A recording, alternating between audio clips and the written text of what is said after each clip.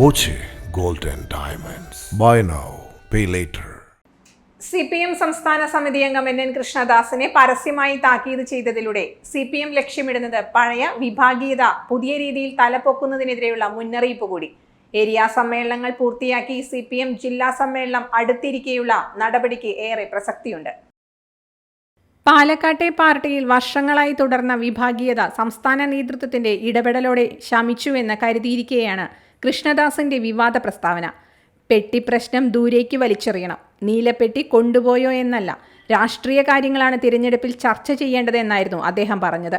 ഉപതിരഞ്ഞെടുപ്പിൽ ഉപയോഗിക്കാൻ പാലക്കാട്ടെ കോൺഗ്രസ് നീല ട്രോളി ബാഗിൽ കള്ളപ്പണം എത്തിച്ചെന്നും ഇതേക്കുറിച്ച് അന്വേഷണം വേണമെന്നും CPM ജില്ലാ സെക്രട്ടറി EN സുരേഷ് ബാബു ഉൾപ്പെടെയുള്ളവർ ആവർത്തിച്ച് ആവശ്യപ്പെടുന്നതിനിടെയായിരുന്നു ഇത്.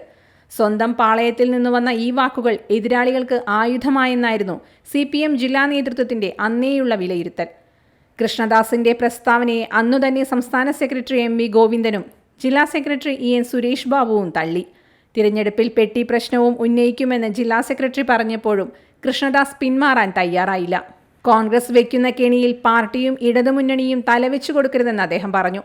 മാധ്യമങ്ങൾക്കെതിരെ നടത്തിയ ഇറച്ചിക്കടയ്ക്ക് മുന്നിലെ പട്ടികൾ പ്രയോഗം മാധ്യമങ്ങളൊന്നാകെ പാർട്ടിക്കെതിരെ തിരിയാൻ കാരണമായെന്ന് യോഗങ്ങൾ വിലയിരുത്തി.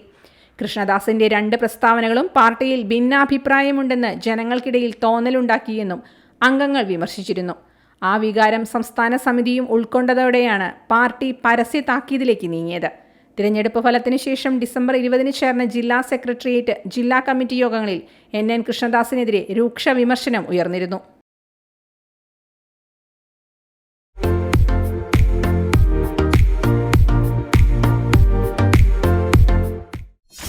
.view ന്യൂസ്, കാഴ്ചകളാണ് ലോകം, കണ്ടു തുടങ്ങുക.